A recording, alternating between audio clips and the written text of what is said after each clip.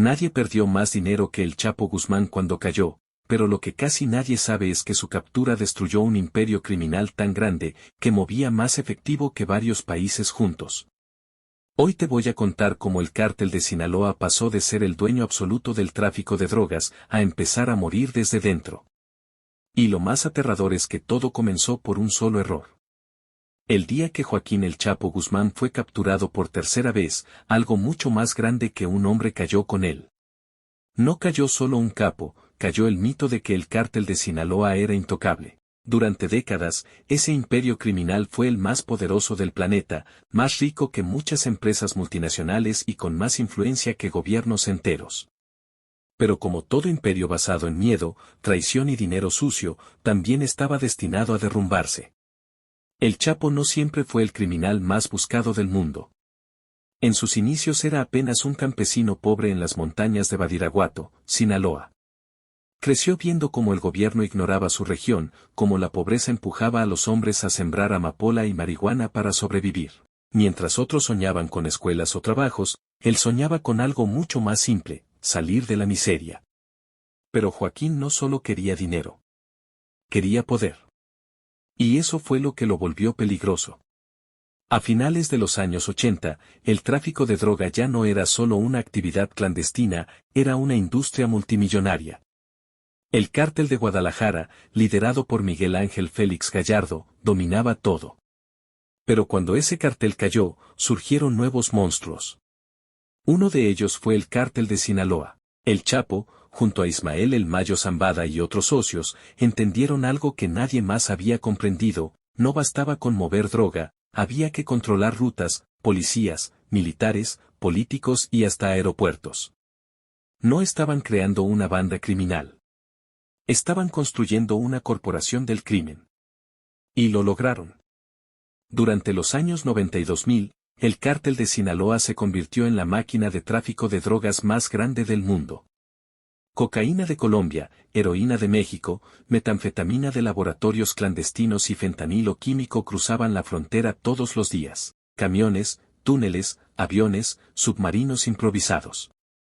Nada los detenía.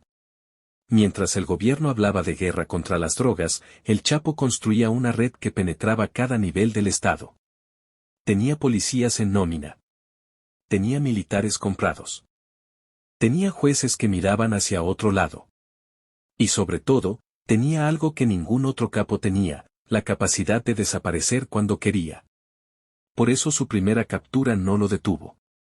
En 1993 fue arrestado en Guatemala y enviado a una prisión mexicana de máxima seguridad. Para cualquier otro criminal, eso habría sido el final. Pero para el Chapo fue solo una pausa. Desde su celda seguía dando órdenes, moviendo rutas, castigando traidores. Hasta que en 2001 ocurrió lo impensable. Escapó. En un carrito de lavandería salió caminando de una de las prisiones más vigiladas del país. Ese escape no solo humilló al gobierno mexicano, confirmó algo al mundo entero: el Chapo no era solo un narcotraficante. Era una figura de poder real. Y durante los siguientes 13 años, su leyenda se volvió gigantesca. Mientras otros capos caían, el Chapo se hacía más rico. Se hablaba de miles de millones de dólares, de mansiones, zoológicos privados, armas de guerra y fiestas donde el dinero corría como agua. Su nombre empezó a aparecer en listas de personas más poderosas del mundo. No por respeto, sino por miedo.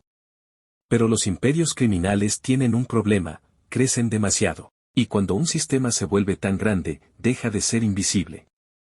Aquí es donde empieza la decadencia. El cártel de Sinaloa ya no era una organización pequeña. Era una red internacional con miles de personas.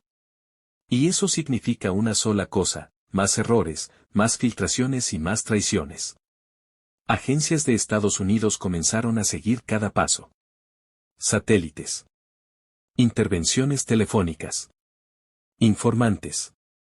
El Chapo ya no estaba solo contra policías locales.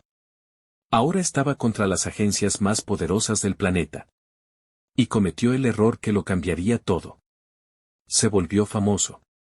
Su nombre empezó a vender series, canciones, mitos. Él ya no era un criminal oculto. Era una celebridad del crimen. Y cuando alguien se vuelve famoso, deja de ser invisible. Cada mujer que conocía, cada casa que usaba, cada fiesta que hacía, dejaba rastro. En 2014 finalmente lo atraparon en Mazatlán. Para muchos, eso parecía el final definitivo. Pero un año después, volvió a hacer historia. Escapó otra vez. Esta vez por un túnel de más de 1 kilómetro construido desde una casa hasta su ducha dentro de la prisión.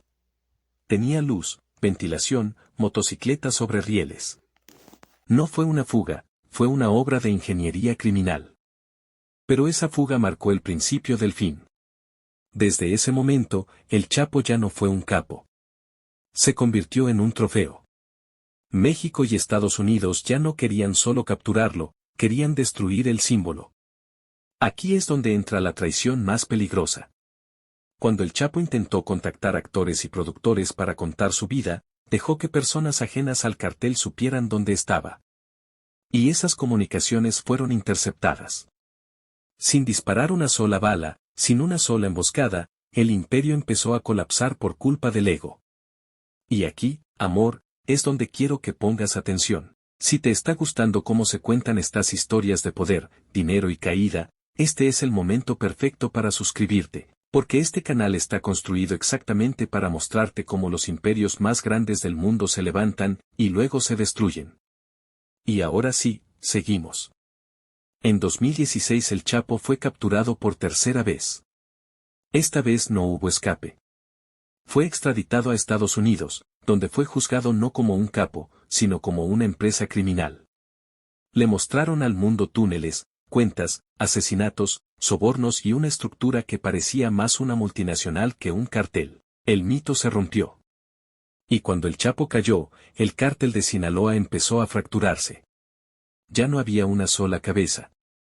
Había facciones. Los hijos del Chapo, conocidos como los Chapitos, por un lado. El Mayo Zambada por otro. Viejas alianzas rotas. Nuevas guerras. El cartel que antes dominaba sin competencia ahora tenía enemigos por dentro. Estados Unidos intensificó la persecución. Las rutas fueron bloqueadas. Los socios detenidos. El dinero ya no fluía igual. Y cuando el dinero deja de fluir, la violencia aumenta.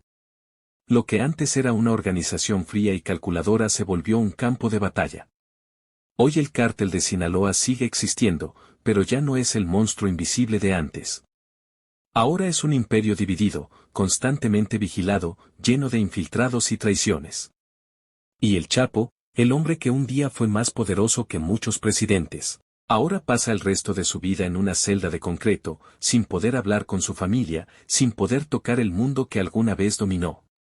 Ese es el verdadero castigo para alguien como él. No la cárcel. El olvido. Pero aquí está la lección más importante de esta historia: los imperios criminales no caen por policías ni ejércitos. Caen por dentro. Por ego. Por fama. Por errores humanos. El Chapo no fue derrotado por armas. Fue derrotado por su propia leyenda.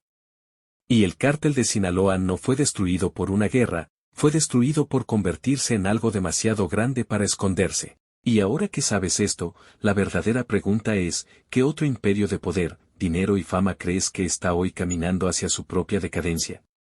Porque en el próximo video, vamos a revelar otra historia donde la riqueza, el poder y el ego también lo destruyeron todo. Y créeme, esa historia es aún más oscura.